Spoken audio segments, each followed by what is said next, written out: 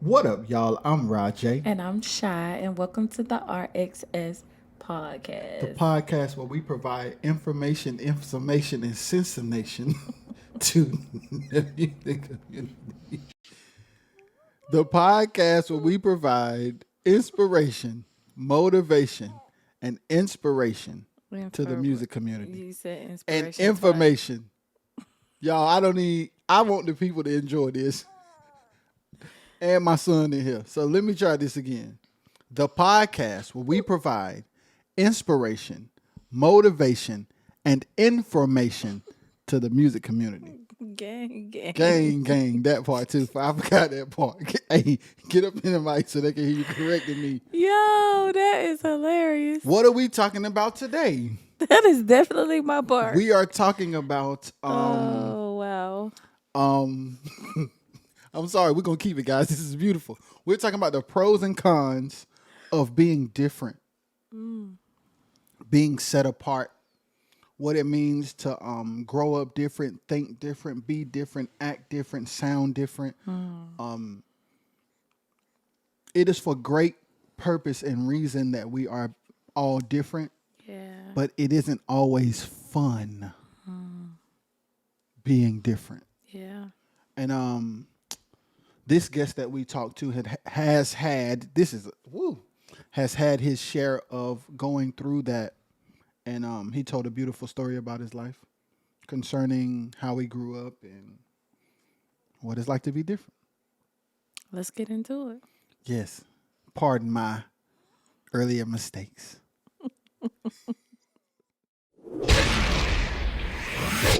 What up, people? I'm here with my guy Stacey Young. What's up, man? Hey, what's going on, bro? Hey, man. How long has it been since we've seen each other? Yo, like, I don't know if y'all, those of you that know about Thomas Parker, but the RDP days, Yes, sir. Radical Dynamic Praise. Facts. That was a long time ago. Very, very long. Yeah, I was holding on to a little bit of hair I had up there, man. Remember, Hey, so when did you have to cut it? when I was at the store one day and this dude came up and was like, hey, he told my wife, hey, you're a beautiful lady, and asked me if I was her dad. Yeah. Yeah. That was the moment that I realized I immediately, because, immediately I went straight to Walmart and I was like, hey, show me where the razor's at. Razors, shaving cream. And I was a noob, I was nicking my head all up, Yo, It was bad, man. Yo, is this your dad? For real. He's like, oh, this your dad? I said, you know what? Yeah, it's time for the good time. It's got to go. It's got to go. It's got to go, bro. Hey, man, so good to see you, first of all. Second of all, I'm going to do like we always do. I want to just take me from the beginning.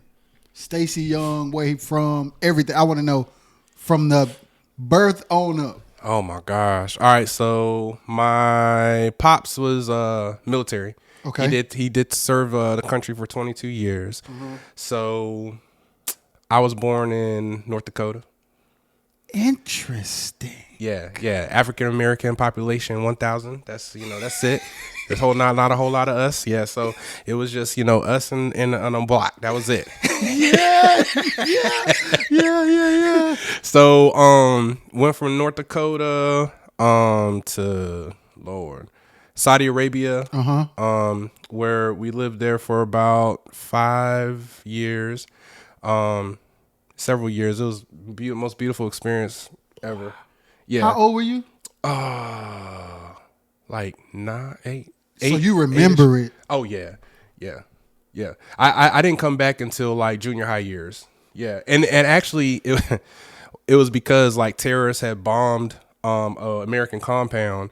So after they had bombed the American compound, then they started shipping the wives and the kids back home to the States. They left the men out there to fight. I think it was around the Gulf War time, something like that. But yeah. Yo, that's crazy. Yeah. So if that hadn't happened, would y'all have still been there?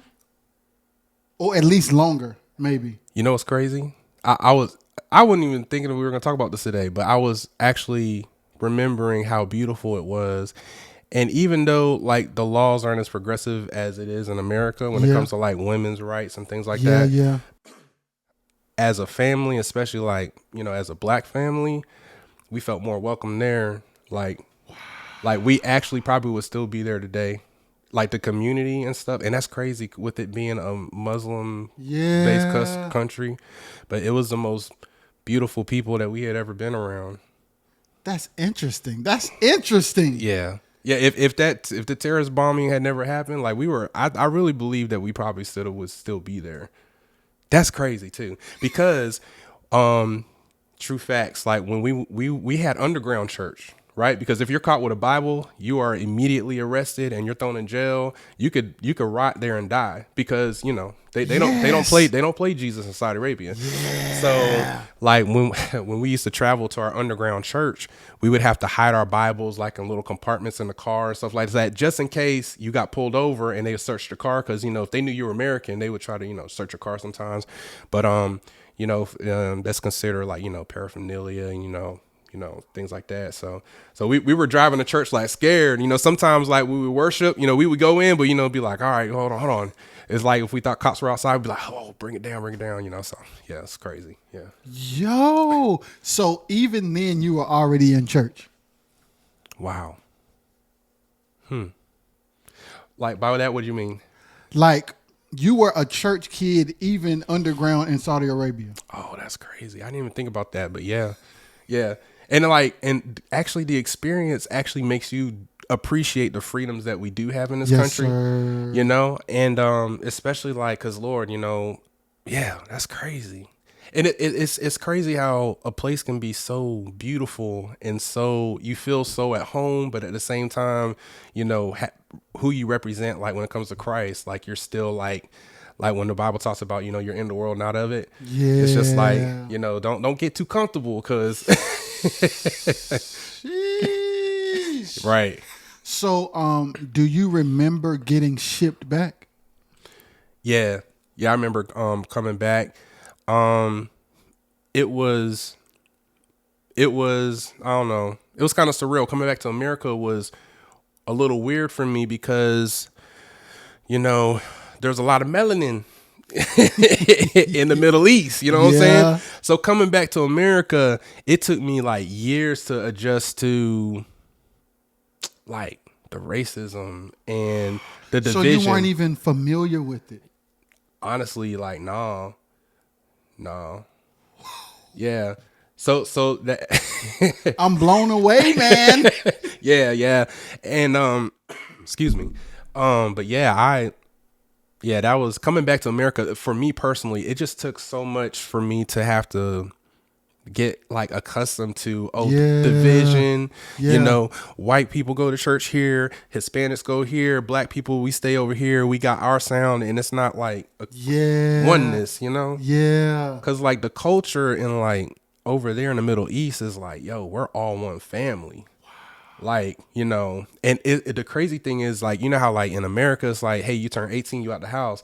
It's like, no, you're out the house when like you're about to get married. So like in one whole compound, you could have like 4 or 5 families living in one compound and they all support each other. Yeah. Yeah, that is not America. I mean, at all. Bro, yeah. Yeah, and it's not like, oh, you know, you're 22 living with you're a scrub. No, it's like, yo, that's just how our community is. That's just how our culture. Yes. Like you're not leaving until you straight. Yeah. No, we get kicked out straight up. Figure it out. Because I'm sick of you being here. I'm sick of it. I've been sick of it. It's over now. You got to go. That's crazy. So after were you already like into music before coming back? Yeah. As a musician? Yeah, my dad, he was an organist before he became a pianist. So ooh, okay. Yeah, my dad, Gregory Young, you know, we call him the maestro. I mean, probably the most I would compare him to Thomas Whitfield on piano. Okay. Y'all need to look up Thomas Whitfield. Oh, yes, sir. Just listen to Thomas Whitfield play, and then you'll hear my dad play. You're like, dang, that sounds like Brother Clay. Yeah. Yeah, so, and the crazy thing is, like, I developed a lot of my desire of like Middle Eastern culture. Like I was soaking that all in. Yeah. So like I was watching all the Bollywood Yeah. and like, you know, Middle Eastern. I was watching the movies. I had no idea what they were saying, but it was all the so I was like soaking all that in. I was like, yeah, yo. And then we had a maid, you know, and I knew I was being worrisome. I didn't know. I was a kid. I was like, what they say? What they say? What they say? She's like, man, if this kid don't shut up, she looking at you. She said she loves him. I was like, okay, yeah. Yeah. That's hilarious. Oh man. Yeah, so what instruments were you playing then? Oh man, I was mainly drums. Okay. Yeah, I was a drummer for forever. And you know, all little boys just want to clang on something. They just want to make noise. You know, we would take the pots and pans, just beat on it with spoons. You know, we at that age we just want to be loud. So what's the loudest thing in the drums? Facts. Yep. I didn't start like messing around with keys until maybe like high school. Like late, like around high school when I was just strictly like just trying to be like a beat maker, really. Let's talk about that. What interested you in being a beat maker? Where did you even get that desire from? Wow. I think just being around music. Yeah. Like just being around music. And then my dad, right? So I didn't grow up around hymns or traditional music per se.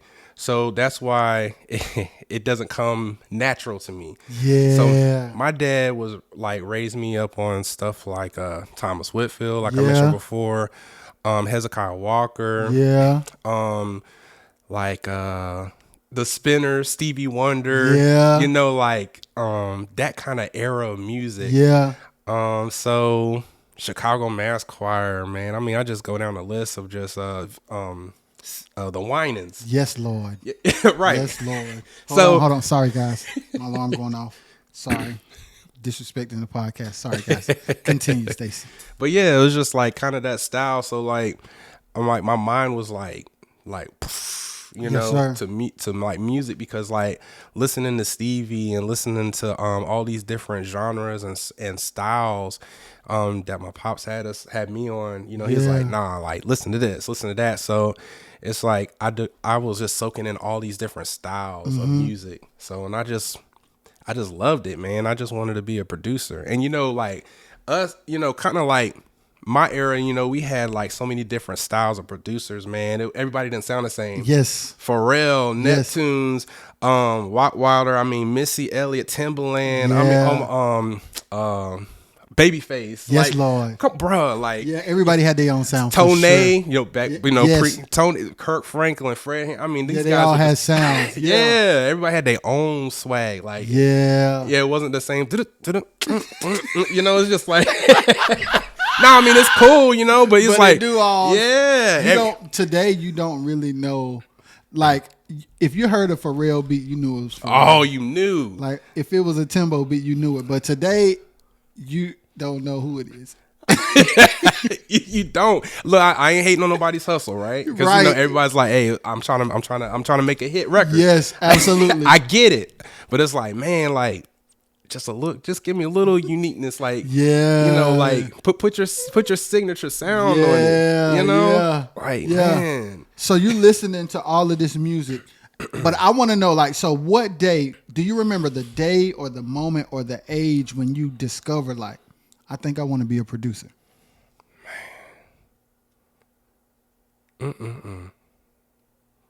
That is a good question, man. When did I say like, yeah, this is what I want to do? I think when I was like I heard some samples, right? Okay.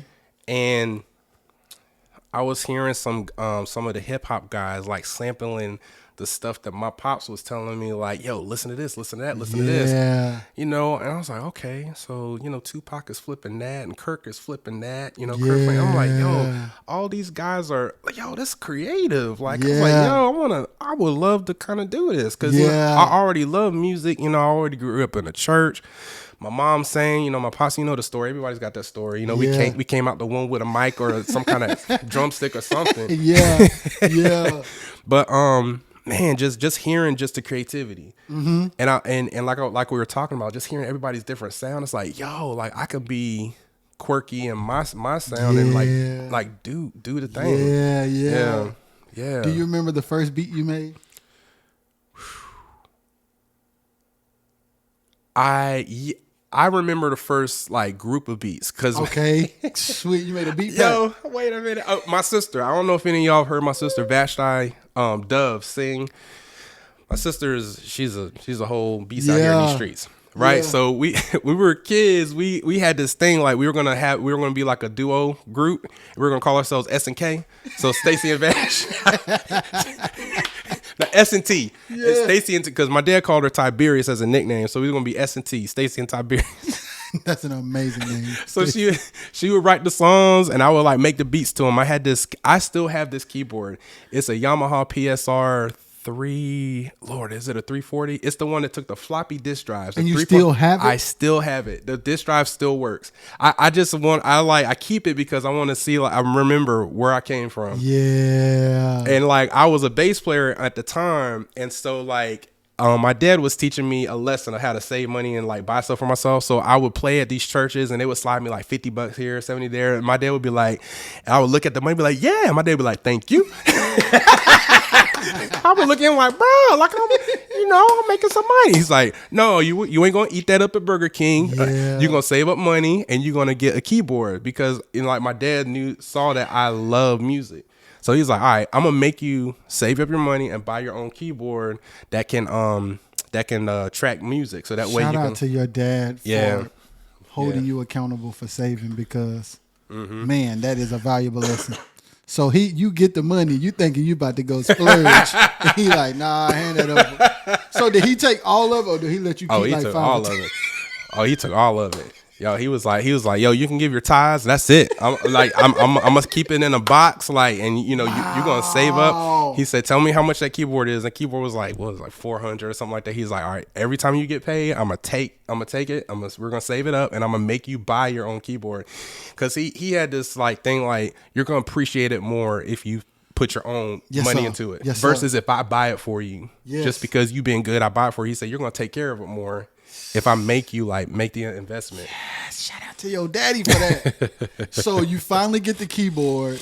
Where did you buy it from? Because this is going to be interesting Lord, I can't remember. Was it like it had to have been a music store, because back then, like, we still had dial-up internet. So so you definitely didn't get offline? So Gen Z, you know, my kids saw a phone the other day, and they were like, "What is that?" Yeah, literally, they're like, "Dad, what is this?" I said, "Y'all, that's a phone. Like, what is this little circle thing? That's the coil, like Lord." I said, y'all. I said, man, y'all couldn't have messed with us back in the day when them joints went wireless. Oh my gosh. Man, when the house phone went wireless, oh man, we thought we was doing something. Yo, don't be trying to talk to a little girl to you like, you close your door in your room like, you know what I'm saying? You thought you was doing something, you Them had a little. VTech calling phones.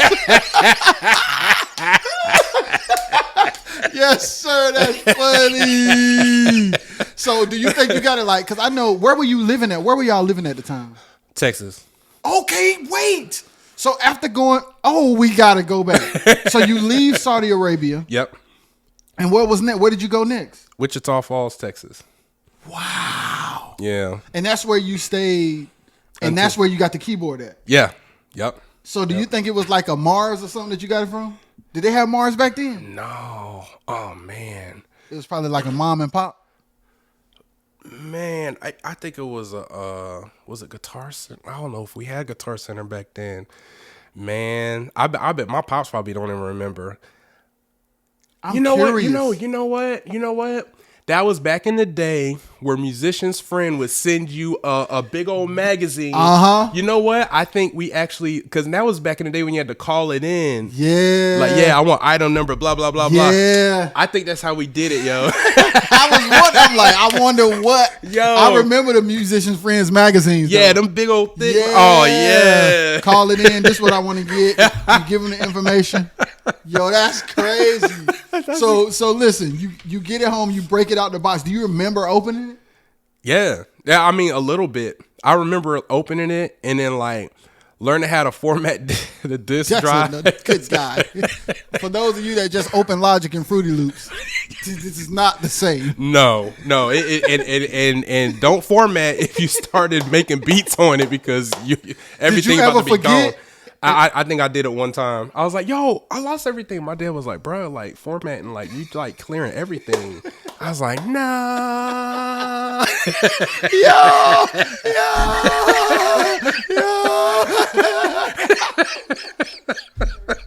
They don't know about that, man. They don't. They got external hard drives. Yo, that's hilarious. Oh man, I forgot about this. Hey, so you in Texas, you got the keyboard. Yep. You and your sister start the group, and you start making a batch of beats for the song she wrote. Oh yeah. Did she like the beats? Oh yeah, yeah, and it was all quirky, like yeah. Everybody's like, "Why? Yeah, everything you got just sounds like real. It's like nerdy, but it's dope. Like it needs to be on the TV shows." That's what people were saying. Yeah, all the time. It didn't take me until like my 30s to where I finally was comfortable with like not being sounding like everyone. Yeah. So did you get to a place in that journey up front where it made you like feel a way about making music? Did it discourage you in any way? So there's a part of me that all this creativity is like just I couldn't contain it. Like I'm just like, oh my gosh, all these beats. Like, I'm dropping like 3 or 4 beats a day, and it's just like crazy out the box. But then there's a side of me that like people were like telling me stuff like, man, it's dope, but it's weird. Like it's dope, but it's weird. Like where would you put it? Like who would want to, you know, rap on that, or who want to, sing on that? It's weird. But like I said, man, it's not being sure of who you are and confident in how God made you can hold you back. Yeah. So and it breeds a lack of confidence. So what ends up happening, in the season where you should be like going for it and like, building relationships and like getting your stuff out there, you're just always second guessing yourself because you're looking at other people like, man, I don't sound like that person. I don't sound like that person. But I'm different and everybody keeps telling me I'm different. But instead of like being confident in my uniqueness, I'm over here wanting to be like this guy or this guy or this guy or this girl, Let's take a moment because it's so real, and we forfeit a lot of stuff in that frame of mind, and it's hard. The crazy thing is, it's hard. Like society makes it hard to not be that way because they reinforce what they think you should be, how they think you should sound, how they think you should look. Wow. And like when you're young and you're grinding, it can be tough, man. It can be tough. Like, did you ever get to the place where you're like, you know what? I'm sick of y'all. I'm gonna do me the way I do me. It's gonna be if I be honest, last year, was where I was just like, you know what, man, I'm just gonna do me. Yes. I was working on so many other people's stuff, and and just I was honestly, man, I was at the point of wanting to like quit, you know, and it's, you can, because I was just so focused on like trying to be like accepted. Yeah. Cause I'm not accepted by the in crowd because my sound is so different, Yeah. So, I would have people like big people that's like, yo, it's cool, but it's so weird. Yeah. Hold on. We got to take a break, y'all. Cause my daughter loud. What up, y'all? I'm Rajay, and I want to say first, thank y'all for the support, thank y'all for the love, and thank y'all for watching and listening to this podcast. We really don't take it for granted. Hey, if y'all want to continue to support us by spending y'all money, I gotta wait for y'all to do that. Y'all go to rajxshaw.com and pick up that Make It Happen hoodie today. Life be crazy, but we still gotta do what? Make it happen. Gang. All right, so it is 2023 now. So that means last year, 2022, is when you really felt comfortable, right? Yeah. Yeah. So, but I want to ask you something. From the day that you got that keyboard up until last year, what was the journey like?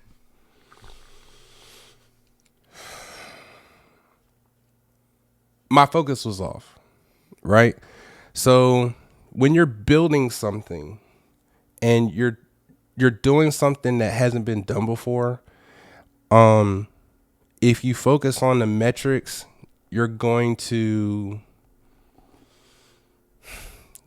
not neglect is probably the wrong word, but if you're focused on the metrics, you're focused on the wrong thing, because you got to start with the foundation, and then from the foundation you kind of build up on it, so kind of going through the journey of like, man, I just dropped this, but I may not have gotten the viewership or that I thought I was going to get. I put so much effort and work and hundreds of, or thousands in some cases, thousands of hours into this project. I was like, man, like that's it, and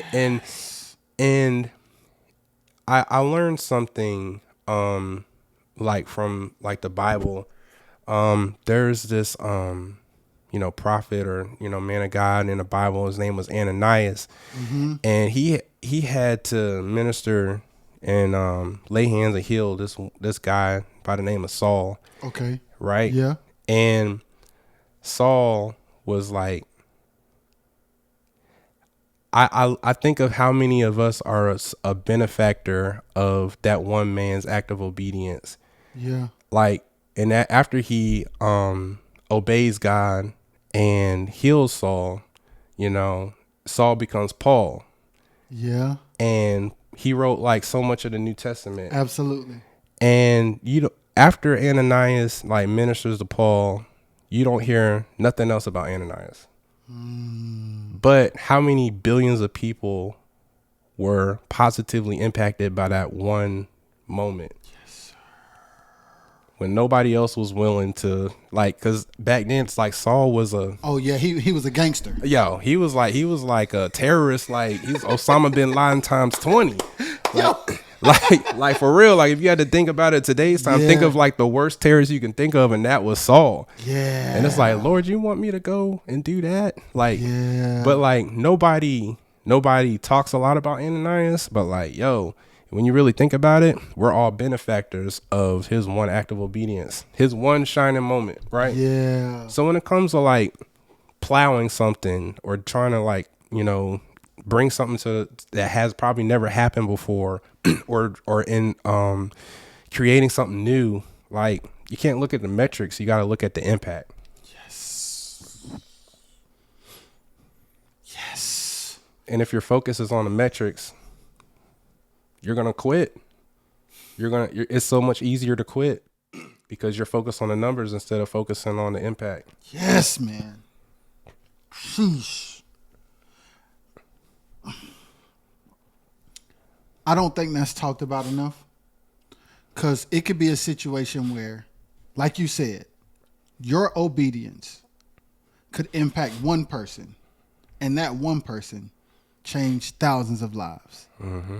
That means you sowed a seed that inevitably touched thousands of people.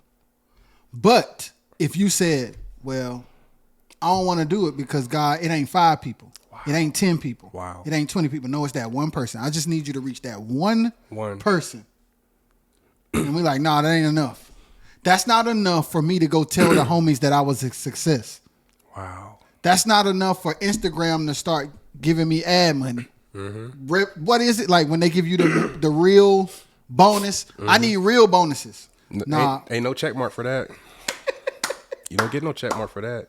But you could cause all of heaven to rejoice Yes, sir. off of the one. Yes, sir.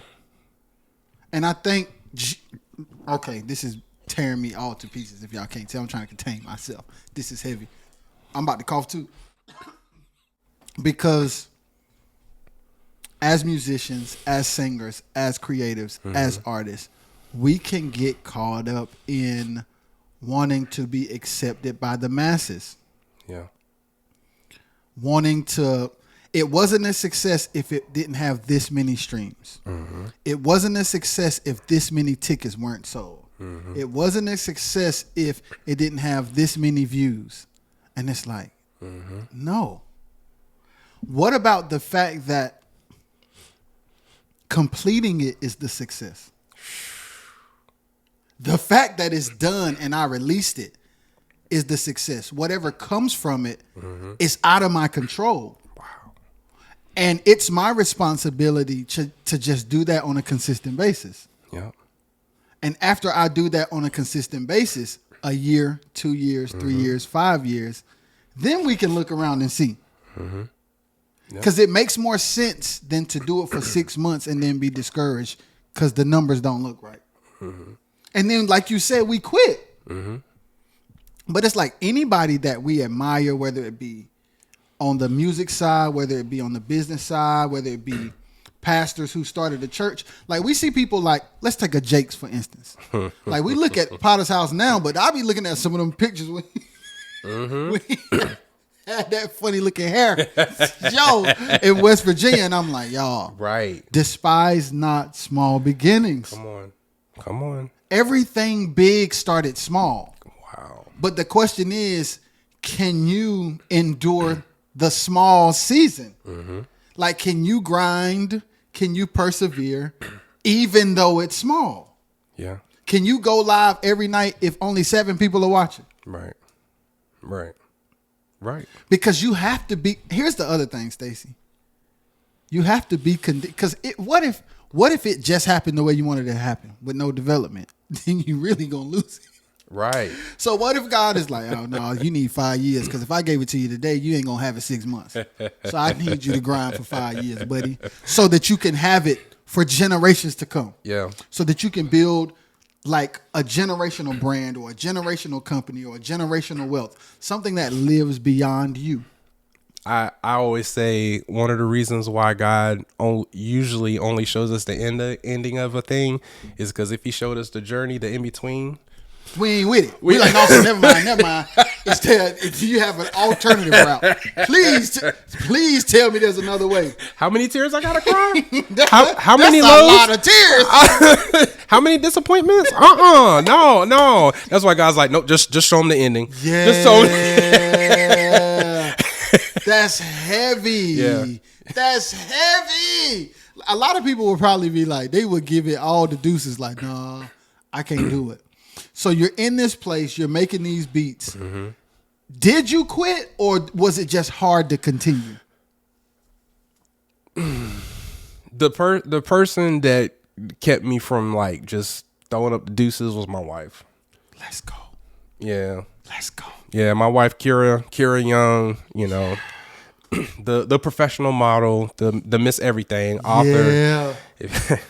That one, she told me something that encouraged me, you know, and she said, because I was like, man, I said, man, I was just frustrated, you know, I was having it's just like, man, it's not working out, man, you know.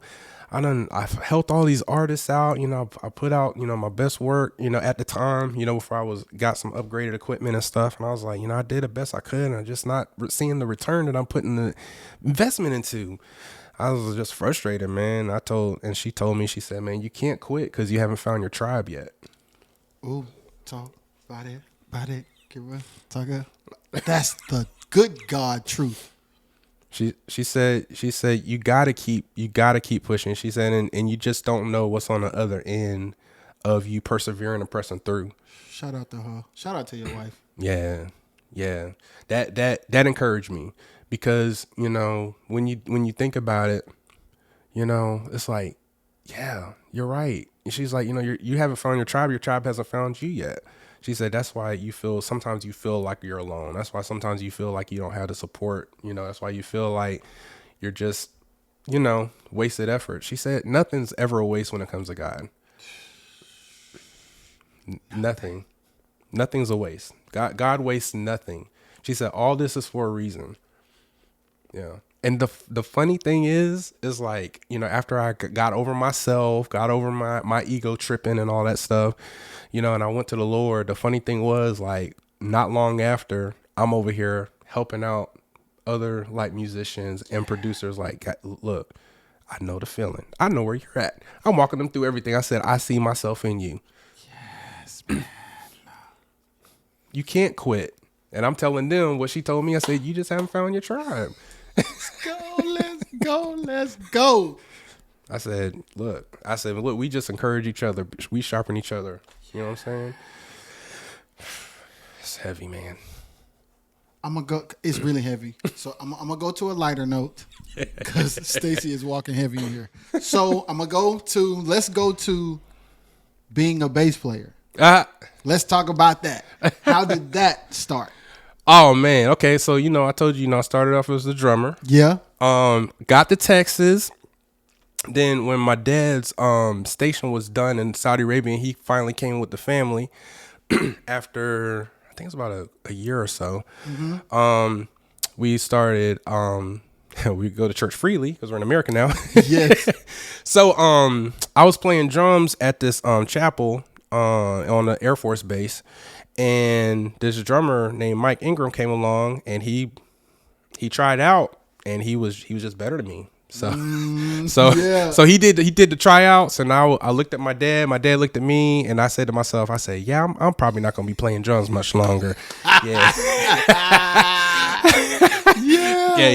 He just ran circles around me. I freely admit it. And the funny, it was like later on that year, like the next year, my mom had bought my dad a bass, like a 4-string bass, right? Yeah. And my dad, because my dad kind of looked at her. It was so funny. And he was like, why did you buy me the bass? Like, I don't play bass. She said, you remember when we were dating? Like, you said you always wanted to play bass. He was like, wow.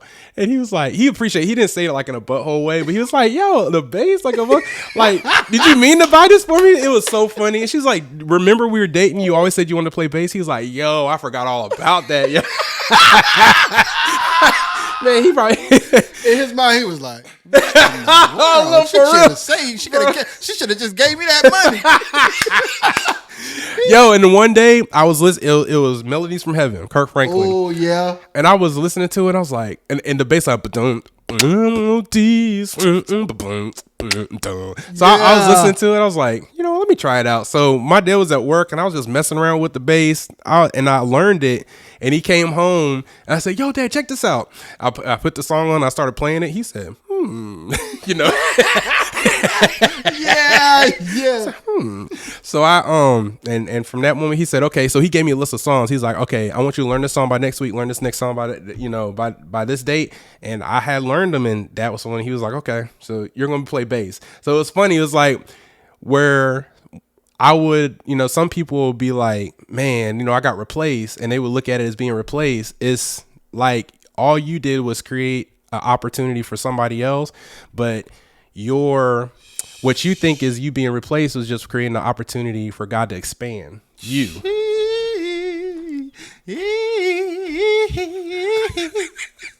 Stacey dropping bars in here. Stacey. I mean, how many people ask for expansion, and when God takes you through that process, and then they get mad at God, and God's like, but you asked for me to enlarge your territory. So in order for me to enlarge your territory, I got to kick you off these drums. Right. Because that's the only way you're going to get to the bass. And then your mom buys your daddy a bass that he don't want. That was the setup. That was your bass the whole time. She didn't know it. She didn't know it. God said, buy the bass. You're buying it for Gregory Young, but little do you know it's for the junior. Facts. That's crazy. That's crazy, bro. But I think that's a good point, man, because sometimes you're right. Like we'll be in a place where we want more and we ask God for more, but sometimes when we go to God with request, we also have an idea of how we want it to go. Come on. And as soon as it don't go how we want it to go, we think it's not going to happen. But his ways are not our ways. His thoughts are not our thoughts. We have certain set of ways. We have a certain set of thoughts. And then God will say, Scoop, nope. You ain't even going that way at all. And then you end up where you're supposed to be. Wow. And that's why trusting God is so important. Because it's like, lean not to your own understanding, but in all thy ways acknowledge him and he'll direct your path. Do we really want him to direct our path, or do we want him to take us? We want him to ride with us and just tell us if we finna. Yep. Hey, don't let me. Hey, I ain't trying to stop at this. Let me know. I need you to be my. What's that thing when it beep? The thing that beep when the cops coming?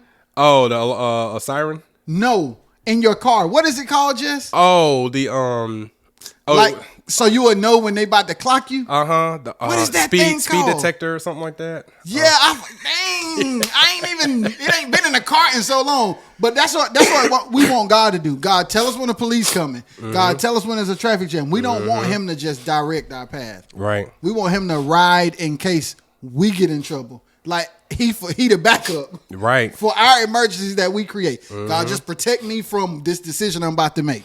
No, that ain't how it works. When you allow him to direct you, you ride. Wow. You ride. Because it's like, at the end of the day, he knows best. Like, I've been in situations where I thought I knew best and actually went through with stuff where I thought I knew best. And boy, was I wrong. Man, that's real.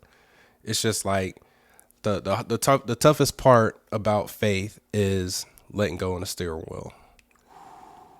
That's the tough. It's like when I watch some videos of the people in the Teslas and they just like doing like this on the highway and the thing is like taking them to their destination. I was like, I'd be freaked out because I feel like when it comes to God and he's like, yo, let me direct you. And he's like, take your hands off the wheel. It's like, that's the scariest part for us because now we're not in control. Come on.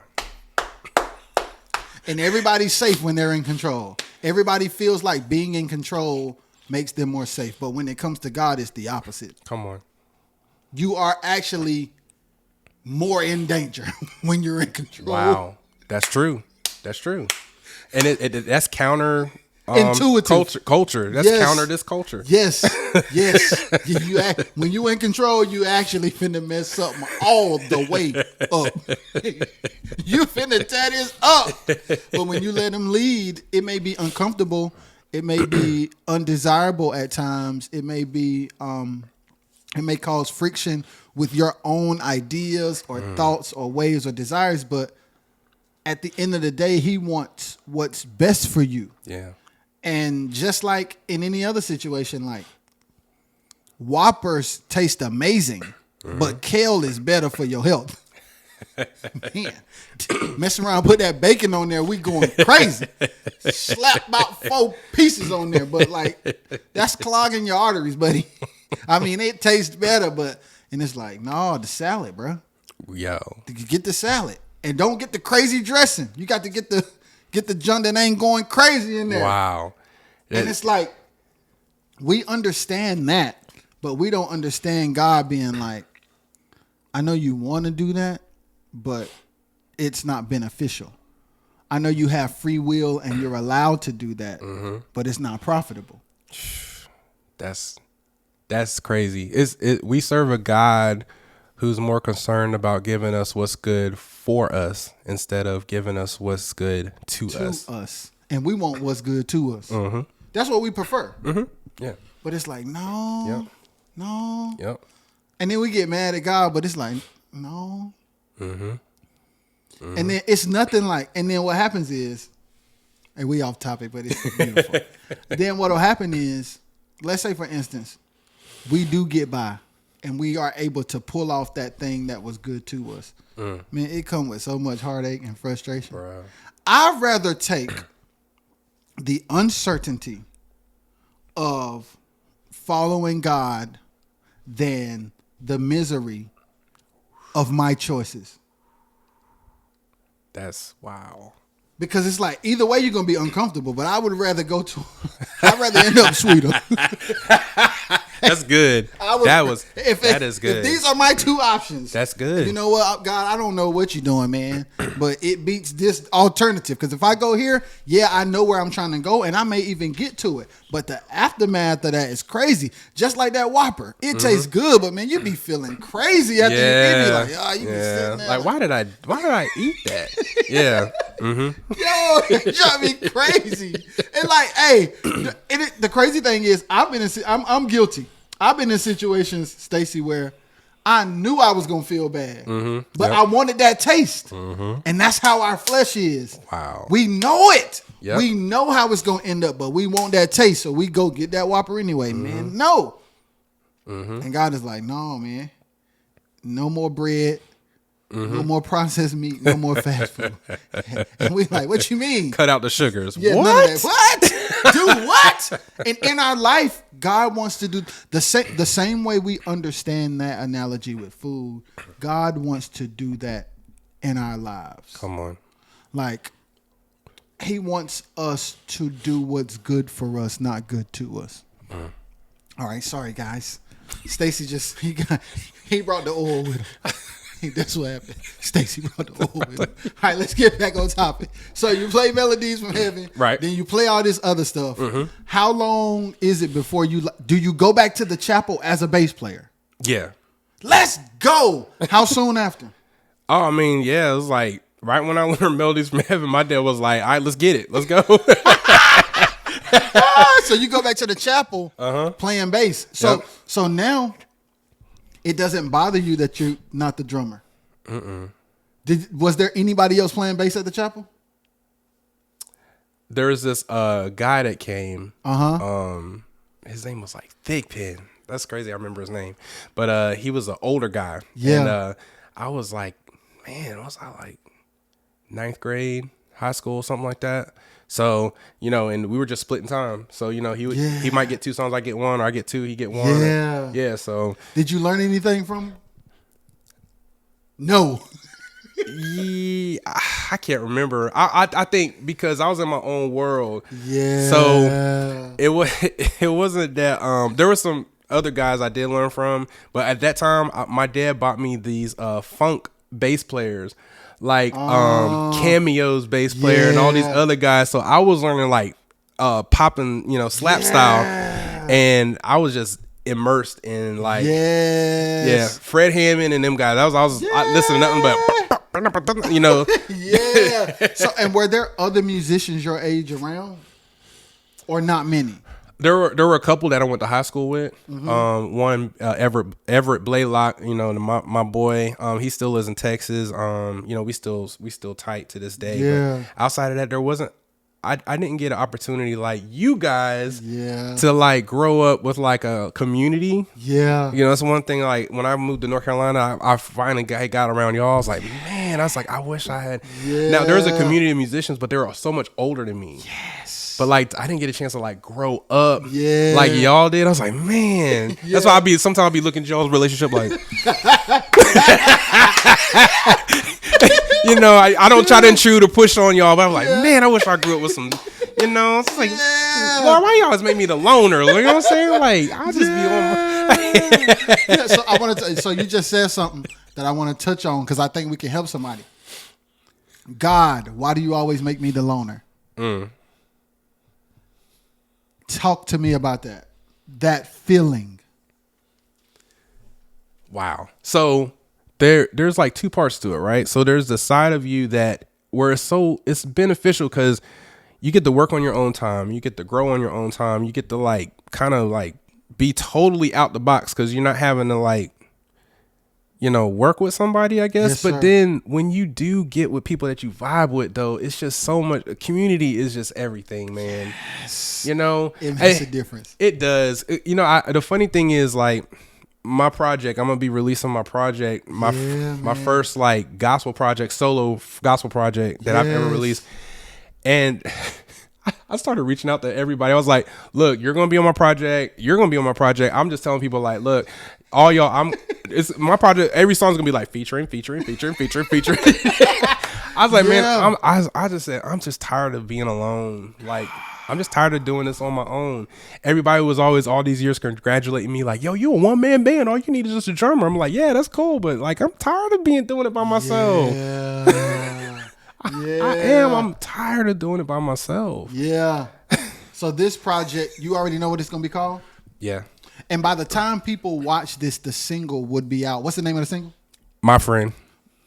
So I'm gonna ask you, y'all go stream that. It's out right now. My friend is out right now. Tell me what that song is about. Man, I knew you were going to ask this question. I've been sitting here like, man, how am I going to answer this? So we see Jesus, we thank God for his sacrifice. Yeah. He died for us on the cross. And the song comes from the perspective of, it starts off by saying, wow, I find it funny that Jesus, the same Jesus that called Peter Satan, is the same Jesus that called Judas a friend. So That's a bar, first of all. We'll continue. So Sheesh. All right, keep going. So Jesus tells the apostles how he's going to die. And after he dies, he's going to resurrect.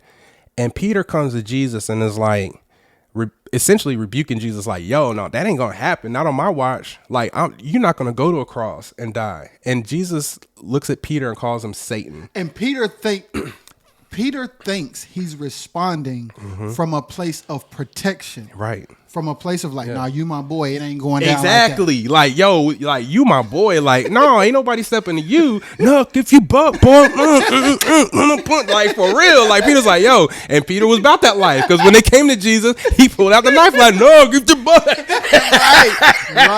Right. Like, for real. Right. So, like, but then Jesus rebukes him and calls him Satan.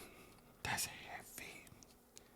Then you flip like 10 chapters down and Judas comes with a betrayer's kiss and he calls Judas a friend.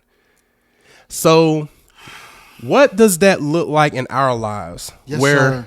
Our culture and our mindset of a betrayer is one that you can never trust and one that you should never have in your personal space.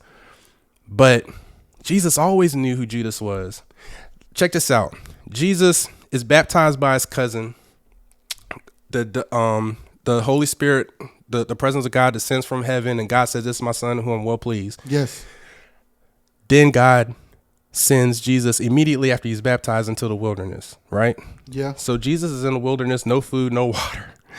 And then God sends Jesus into a wilderness, a desolate place to be tried by the enemy.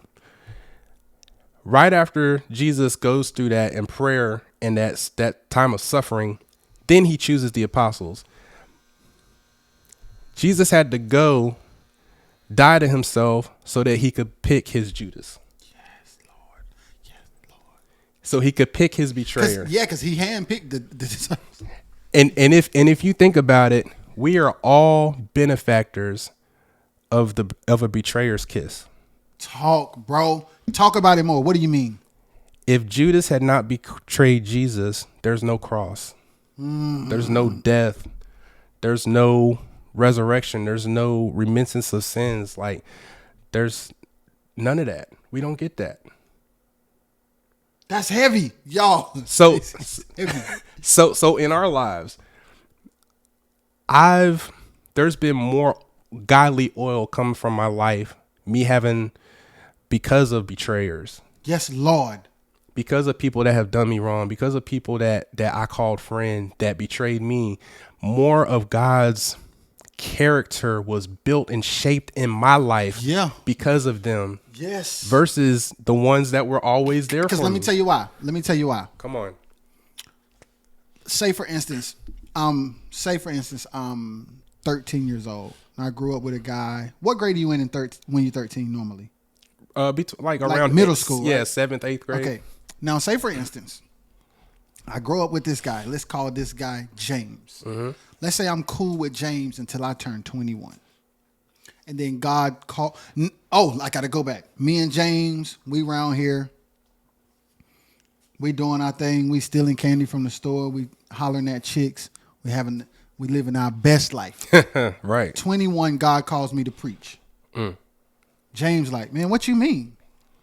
Like, we've been doing this, we've been doing that, we've been having a great time. Right? Right. Even though he's been a friend up until 21, him being familiar with who I was from 13 to 21 is going to cause him to have a perspective and an opinion of me that is not going to line up with what's next. So Jesus saying to Peter, calling him Satan, that's like, I'm calling you Satan because you're about to interfere Come on. with destiny. You are so tight with me that you bucking up against what's inevitable. This is the will of my Father. Come on. I know we tight, but having that stance would put you in the way. Yep. Yes. That's Satan. Right. He the one that tried to get you off your track. So in that context, I never knew it that way, but I understand it clearly. And then on the flip side, the betrayer is the one that's going to make you focused on what you've been called to be, because you're going to be forced into something you would not have done if you were not betrayed. And it is that path that sends you on the right path. Because as long as people cool, you chilling. Yeah. If you ain't challenged, you ain't growing. And it's the betrayer's kiss that thrusts you right into your destiny. It's crazy. It's true, because I'm thinking about my life, Stacey. Right. I've never thought about it like this before, ever. But it's heavy. Yeah.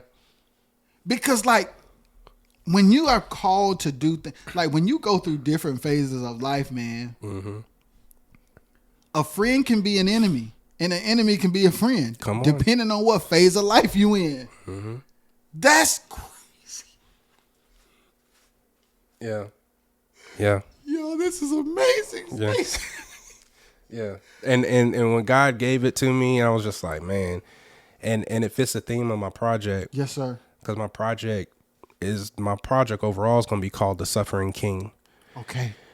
Like, we always, it's so good when we hear about the blessings of God, and God, I came that you have life and life more abundantly. Yeah, we love that. Blessings, blessings. But Jesus talks so much about suffering and having to die on your own cross. Yes, Lord. What does that look like in life? Because if we gave new converts and believers, and even ones that have, been in the game for a while, if we gave them the truth about what living for God really looks like, the wounds, the betrayals, The sacrifices, man. the dying to yourself, the saying no, Come on. the Come on. suppressing natural desires, Come on. Come like dying to your flesh, like it's against the walk, like, because you really like if you ain't shedding, you ain't really doing it right. Right. Like, and we just want the good parts, man. Come on. But it's like there's no character building in the good parts. There's no Come on. growth in the good parts. It's just good. Like, if I just eat ice cream, That's good. That's good.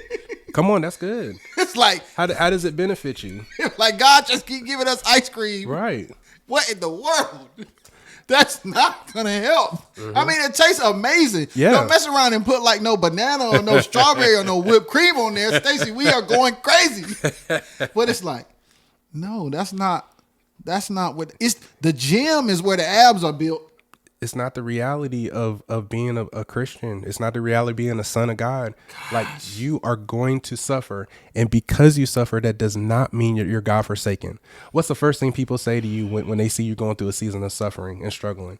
Well, I'll say suffering. What they say? They say, what did you do? You had to done something. Woo. It's the first thing they say.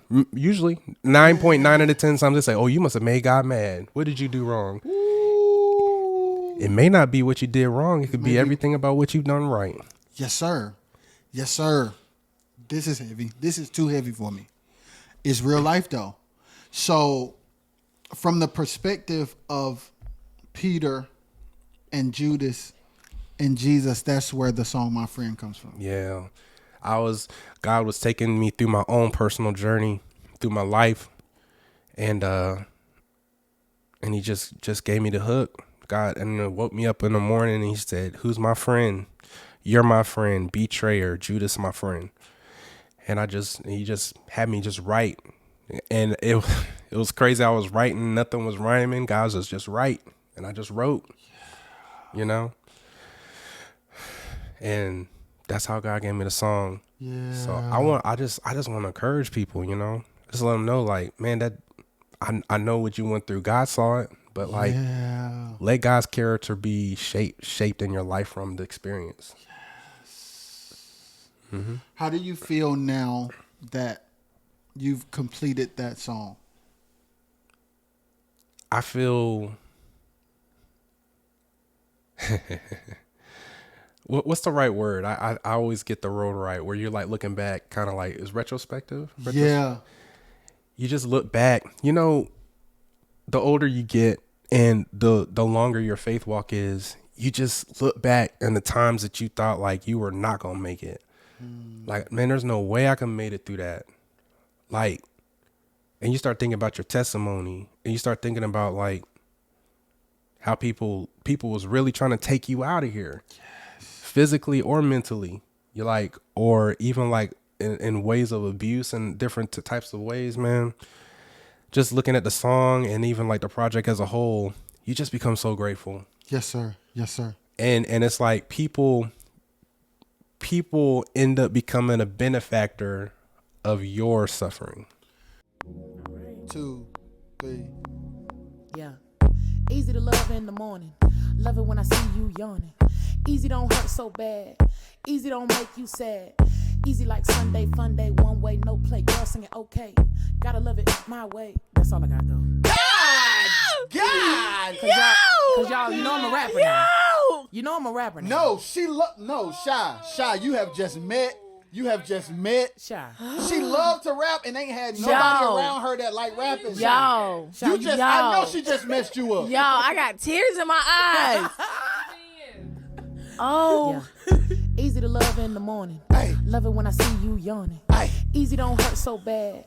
Easy don't make you sad. Hey. Easy like Sunday, fun day, one way, no play. Girl singing okay. Oh! Bro. Yo, I'm Yo, floored. we ain't never heard Jada in our life. Ever. I'm floored. Right. And that is the thing about life that is easily forgotten. Our life is not our own, number one. We've been put on earth to serve other people. Everything that we go through is for somebody else. Come on. All of it. Everything that we create is for somebody else. Every day that we go to work, no matter what our job is for somebody else. Yeah. If you work at Burger King, if you produce at the house, if you the minister of music, if you a nurse, if you work at Lowe's, no matter where you work, no matter what you do, it's always for somebody else. When you become a parent, you make money and bring it home for somebody else. And it's like to understand that everything we go through is for somebody else. It makes you like the fact that you could go through that time as a producer and then be able to encourage the youngins. It makes it worth it. Yeah. Because the truth is, what if all your days were good and then those mentees came to you? You ain't got nothing to tell them. Right. You can't help them. Yeah. You just gonna be like, well, I don't know. I don't know how you gonna make it through that. Everything's been easy for me. I don't know what to tell you. I pray, I guess. Hey, what did you do wrong? Yeah. You must have made God mad. That would be our response. God, that's so good. That's so good.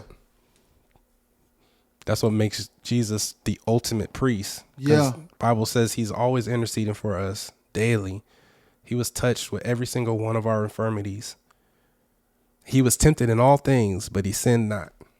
That's why he's able to intercede for us, because he's been touched with every single one of our sins. So everything we could ever experience. Come on. As far as temptation, whether it be drugs, Come women, on. money. All of it. All of it. All of it. And boy, we be falling, boy. We are not good at it. at all. Oh my God. Yo. Stacey, this is crazy. Like this moment in time is divine, I feel. It is important for people that are listening and watching because it's like it's people out here that be wanting to do the right thing. Wow. It's people out here that be wanting to like perfect their craft and not give up and like live godly lives, like be positive people. And it be tough, like society, culture, the world, hustle culture, Instagram. It be making it like that complicates things. Those elements complicate things. Like, how do you view social media as it relates to two things? Three things. 'Cause in music, as a husband and as a father, you could answer them in either order, but I'm very interested. Oof. All right, so as a father, it must be monitored. Yes, sir. Because these days you can type a word like Apple and it can take you down a rabbit hole that like you were not like, yo, I really just wanted to look up Apple. Like, where did all this Apple come from? what? So it's you gotta protect. Yes, as a sir. father, as a mother, parent, you got to cover. Yes. You got to cover. Because your children are arrows in a quiver. And you pull that arrow out. And when you put them in the bow, you're asking God, all right, so what direction do I need to release them in? All right. God's like, a little more to the left. Okay. Go up a little bit. Okay. Now let go. But if you aren't monitoring them, it's almost like that torque. It's like you can't shoot them. So now you're here. And when it's time to release them, they just fall to the ground. Their effectiveness, there's no effectiveness, you know. All right. So as a husband, Lord, I'm a different kind of husband. Like, I don't be up on my wife, right? Like, Yeah. I give her space, right? So as a husband, I'm there to just support, to be honest, because my wife's got so many things going on. It's not my platform, her platform. It's our platform, right? So my job, well, not my job, my desire, right? I want my wife to shine so big, so bright. Like, I don't even care even if her platform is larger than mine. Yes. I'm like, let it be larger than mine. Because even if God's like, hey, this is as far as you'll ever go, but she's going to be like worldwide, right? I'll be like, it would show good stewardship for me as the priest of my home if I'm able to be a part of the elevation process and to not hinder it. Because then To not hinder it. But men will tear something up. When men feel like they women getting more clout than them, they will tear it all down. You preaching? And it's like, no, but you benefit. What are you doing? This is your house. Right. If she make millions of dollars, that's your money. Yeah, we just made millions. You know, it's like ego, man. Them three little letters, man. It's just like one of the smallest words out there. Yes. Ego. Like, Yes. ego tripping. Like, Yes. stop. Like, so as a husband, like my wife, you know, I always tell her, you know, hey, you're the first line of defense, you know, when it comes to like all that stuff. Cause, you know, she's a model. So I already know dudes be in her inbox and all that stuff. I don't trip. She presents herself and she, you know, dudes don't even come sideways of her no more. Cause, woo, Lord. She cut him up. Oh, you know, my wife was born in inner city Baltimore, so she. Oh yeah, that's enough said. Yeah. If you know, you know. Good God. As a musician, you gotta learn why was social media created. Like, do a little deep dive or a little dip your toe in the water. Like, it's all about like money and ads, you know, and getting people hooked on, ads and stuff. They even how that they build the algorithms to where when you put posts up, only like 10% of your followers see your posts and all that stuff. They're trying to steer you in a place where they want you to start purchasing spending money, sponsorship. What is it called? Sponsorship or like they want you to. I forget the word. Yeah, that's it. They want you to spend money for ads and all that. So do stuff. your own ads, basically. Yeah. So like learning about how social media works, learning how to like pimp the algorithm, essentially learning how it works and all that stuff. Like, just find your tribe, man. Once you find your tribe, you won't have to worry about all that. Cause Applejacks, this gospel rapper.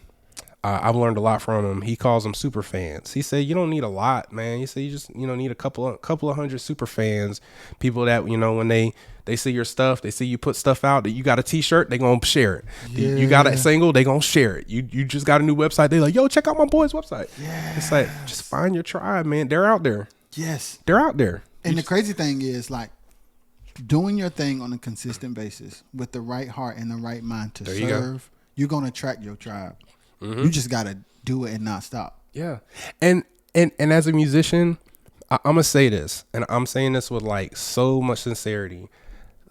Just support other artists, man. Like if you see my page, I'm sharing like TJ Walker dropped a single, I believe, like last year. I was like, yo, check out my bros. Yo, this joint is fire.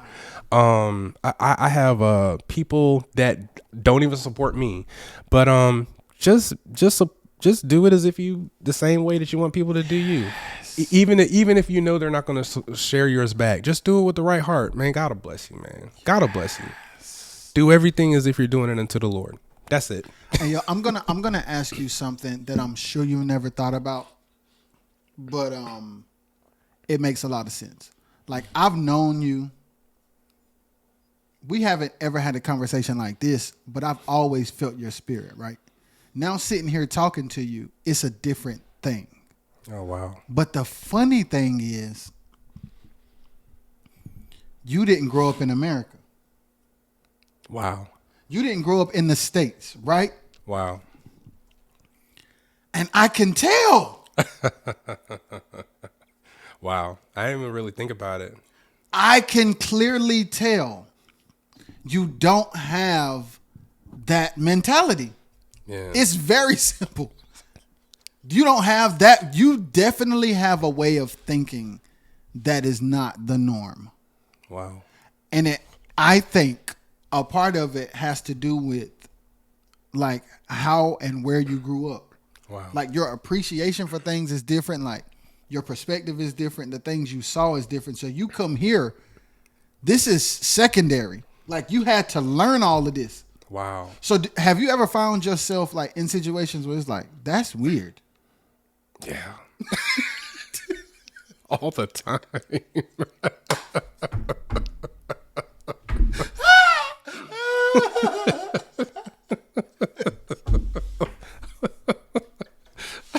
Yo, that's hilarious. Yo, that's crazy. Where everybody else is like, oh, that's normal. I'm like, no. What do you mean? That's not normal at all. No. But I could just feel it, bro. And it's like you said, all you have to do is keep going, bro. Because you are different in the best way. Like the way you think, the way you carry yourself, the way you articulate your thoughts, like your spirit, your drive, your passion and hunger for God. It's like very clear, and it is not normal. Wow. It probably should be more normal. It's not, though. Sorry. It's not. And I just want to celebrate you and salute you, bro. I appreciate you, man. Because it's real deal, and I can feel it. It's real deal. I'm sorry. Me and Stacey got something going on here. Yeah. I don't have COVID. Yeah.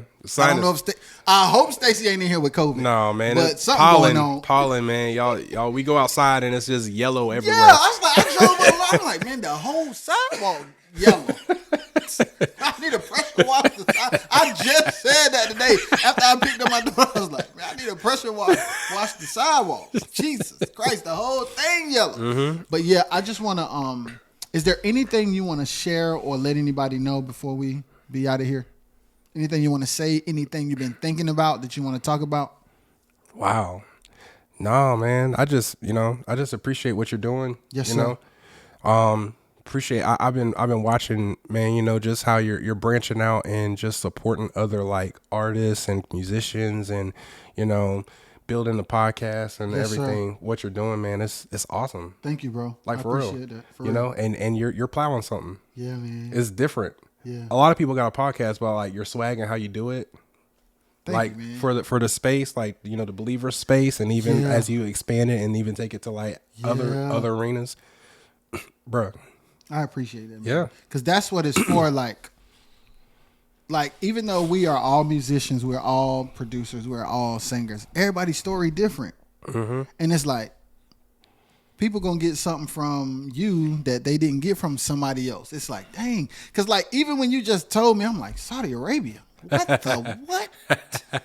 What? So it's like, when did you come to North Carolina? How old were you by the time you got to North Carolina? 18. Wow. Yeah. And how old were you when you met your wife? Lord, I think I was 22. Okay. I think I was 22. Because this year would be 18 years. You better have it right, buddy. So if you minus Kira's, Kira 1, 3, so Kira, Get right. 20, That boy doing 22. So I was 21. Okay. She was 22. So we're around that age. Yeah, we got married. We got married within like 10 months of knowing each other. Whoa. Wait a minute. I think it was 10 months. Yeah. October, November. That's too short. Wait a second. 10 months? Was it 10? If you say less than 10, that's insane. I think I met her in October. Okay, you know what? No, you know what? Forgive me. It might have been a year. I don't know, man. A year is still A short. year. I think. So okay, it doesn't matter if it's 10 or 12. I want to get to this. How did you know so soon, buddy? No, he want to get it right. No. Get it right. I asked her to marry me within that 10. time frame. I asked her to marry me, but we got married. That's what it was. I asked her to marry me within that 10 months. Because her birthday was in September. Yeah. Mm-hmm. Yeah. So you with her for 10 months. Like, okay, so if you asked her to marry you on the 10th month, did you already know before then? Yeah.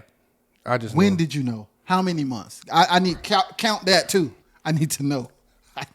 If you got a woman that knows, like, can see like even your ugly side, where you are like as a young man, and her love for you is the same as like the first day she met you, or even stronger. Like, the one. yeah, like these guys out here, like marriage, man. You want somebody that you want to grow old with. Yes. A partnership, relationship, companionship, and man or woman. Like if you find somebody like, hey, and with her, I just laid it out on the table. Like, look, I'm gonna just keep it real with you. This is me. Boop boop boop boop boop boop boop. And I was like, hey, if this runs her off, it runs her off. If it ain't, that means, hey, that's She the one. If it don't run her off, she's a keeper. Oh, she was like, oh, okay. She's like, okay, that ain't nothing but some prayer. We could pray through that. Okay, I was like, okay, for real? Oh, for real? Okay, all right. And I knew then. I was like, okay, you gonna be mine. So then you asked her to marry you. Of course, she said yes. How long y'all been married now? 18 years. Let's go. Wow. Hey, what's the... We got married in our early 20s, so yeah. That 18 years... Hey, we... 10 months. This is crazy.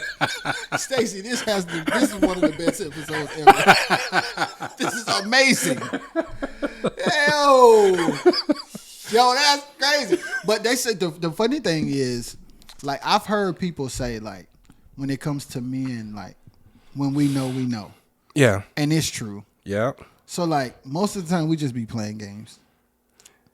Because the truth of the matter is, when we know, we know. Sometimes we follow it for real, or sometimes we'll avoid when we know because we don't want to. Yeah. And so We just like, wait a minute. Yeah, it's crazy because if you make a man comfortable, there's like in our nature. I mean, it's like made me comfortable. So Kira came with like standards, right? Yes, sir. So because she had these standards, she's like, okay, we're not doing this, we're not doing that, and if you want to, hey, You got to put the what I mean? ring on. Yeah, she had the whole Beyonce thing. She's like, hey, what's up? You gonna put it? I was like, okay. So, but if like innately, like in a man's nature, like if you make a man comfortable, like if I'm comfortable, I'm comfortable. Like why do we even need to go there? Like you give me everything I want, so I'm good. I can't explain it. There's just like, but yeah, early. Sometimes though, there's just something that you're kind of like side eyeing, like, oh, Yeah. Sometimes you get a yellowish reddish flag. You're like, Yeah. that one might be a deal breaker. Yeah. Yeah, we got to do a couples podcast though. That thing will go. Oh, boy, you that already would know. slap. Oh, you already know. We are definitely on it. I'm trying to make sure Shy is good because I'm like, we definitely own it. Yeah, own it. Yeah. But it's important because it's like young people, like, again, culture does not support healthy marriage at all. It does not push healthy relationships at all. And it's like I would love for us to be voices in that space to let people know, like, it's actually dope. I mean, it is hard work. Yeah. It do be some weird days. Yeah. But ultimately, it's worth it. It is, man. It's you're not gonna find a better friend than your spouse. Facts on facts on facts on facts. It took me so long. Bro, do you know it took me forever to discover that? Like, because I lived in a world where I had no reference for how to do marriage. Come on, that's good. So once I got married, like, I didn't understand that she was a friend. It took losing, or not losing. Let me say it right, because I love my homies. It took discovering what true friendship is for me to realize that my wife is my closest friend. Wow. And she used to try to hint at it, and I used to be like, man, what you talking about? Please, dog, I got the boys. She's like, all right, cool. You think you do? Go out there then. Yeah. And then I'm like, oh, well, maybe not. Maybe you are my closest friend. I think so. I think you might be. Yeah. But it's a beautiful thing, especially like as men who are pursuing like things that we are unsure about, or things that we're insecure about, or things that we're uncomfortable with. Like, when you got that one rocking with you, or vice versa, when you got that one rocking with you, they ain't gonna let you give up, boy. No, she was. I'm telling you, man. She was the only one that was like, you can't quit. Yes, You can't. And I was there, bro. I was there, and she was just like, no, you can't. You can't. You don't know. You don't see it yet, but you will be losing too much if you quit. Shout out to your wife. Shout out to my wife. Y'all, don't quit. You'll be losing too much if you quit.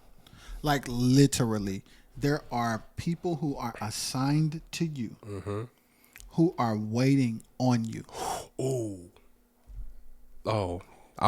God just told me, he said there's people that's assigned to your struggle. Yes. The benefits of it. Like, Yes, man. Yes, man. people assigned to your suffering, to your sufferings. People is assigned to it. Like, they're assigned to the oil that comes from it. Yes. That is wow. Yes, and it is necessary. Like, you are, and here's the thing, it's like, it's no different than like, as a what's an example? I'll give you an example. If we got a whole bunch of people at the house, let's say me and you, let's say we doing a listening party. We got some music, we doing a listening party.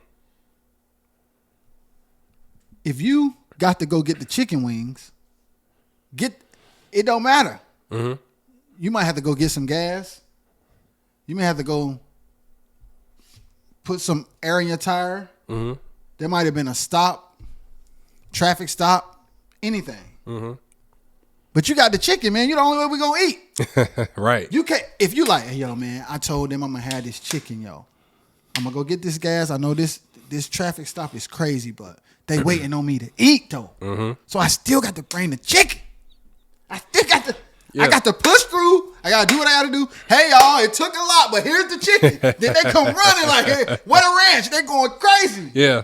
But it was you carrying out your responsibility in that sense for them to eat, no matter what you had to go through. Mm-hmm. And it's the same thing with our lives and our giftings. Like, yeah, it's tough to get to it. But there are people that you are assigned to like feed. It's like they hungry. Yeah. They waiting at the table like, my boy said he gonna feed us. Like, hey, we waiting for that meal. You got to come hell or high water. You got to do what you got to do. Wow. And it's like, just like the story you told earlier, like you being in the pocket, you being in the will of God, you saying yes to your assignment no matter what and not giving up. Mm-hmm. Like, yo, you can impact somebody that changes the world, man. Yeah. And it's like you cut off that, and then it has to go a whole different way. No, that's too much. Just do what you're supposed to do and don't quit. Like, and another thing, whether it is your spouse, whether it is a small group at your church, whether it's some of the homies who know and believe in what you've been called to do, get around people who won't let you quit. Wow. Yeah, that's like get around people who will not agree with you when you're ready to quit. Ooh. Man, I feel you, man. I know it's tough, man. Mm-hmm. Yeah, you probably should do something else. No, sir. Get away from them. Yeah. They gonna mess you up. They gonna mess you up. Yeah. Yeah. You gotta be around people that's like, nah, bro, I see what's in you, dog. You can't give up, dog. We need that. Mm-hmm. And we need to be told not to give up. Cause sometimes it can be easy. Sometimes life can make it where you just like, you know what? It'll be better if I just stop, because then I won't have to worry about none of this. Mm-hmm. But when you've been called to something greater than you, and when you've been called to serve your tribe, like, as long as you got them kids, not working is not an option. It don't matter how hard the job is. You got to take care of your kids, take care of your wife. It don't matter. You better figure it out. Yeah. Same thing with our gifts. You better figure it out, buddy. There's too many people you've been called to. You better figure it out. Yes, sir. You can't quit. You got to figure it out. Oh, man. This has been good, man. Yeah. Thank you, man. Hey, thank you for pulling up. Like, Stacey was like, "Yeah, I'm down. I'm gonna pull up," and he was almost exactly on time, but the train stopped him. Yep. And then my car on the way here. Funny you said push through. My car started. It said the traction's off, and it said limiting your maximum speed to 40 miles an hour. And I was on track to get here early. Let's talk. Okay, we're going to end it, but we can't end it yet. Now we can't end it. All right, guys. He just gave you a real life scenario of what I just said. He like, all right, we're gonna do the podcast. Cool. That's what we've been assigned to do. Stacey is coming to do the podcast. The train, God, dog. The traction, good. Yep. Here's the thing. You get the warning. And you're slowed down. Wow. But your car ain't stopped. So you kept on going. Boy got here. I'm 2 minutes late, but I'm here. My car said I can't go over 45, but I'm here. Yeah. And that's how we have to be. Yep. That's how we have to be, man. Because think about it. Wow. Think about how many people are going to be touched from this podcast. Think Praise about God. if you would have been like, yo, man, there's something going on with my car. Can we reschedule? I almost did like 4 times. Cause I was like, man, I need to go to AutoZone and get them to check the thing out. And my wife was like, I called my best friend. She prayed with me. She said, look, like, don't stress. Let's pray. She prayed. And I was like, okay. I was like, Lord, what do I need to do? And God's like, press on through. Go to the don't not do the podcast. And I was, and it wasn't even about the single or promoting the album or anything, but God was like, there's an assignment. Press through and go there. He's like, everything's going to be okay with the car. I'm like, Lord, I can't even go over 40 miles an hour. I said, I should just reschedule. He said, do not reschedule. Do not reschedule. Press all the way through. Do not reschedule. Oh, Lord. We have to stop, Stacey. You're going back to back to back.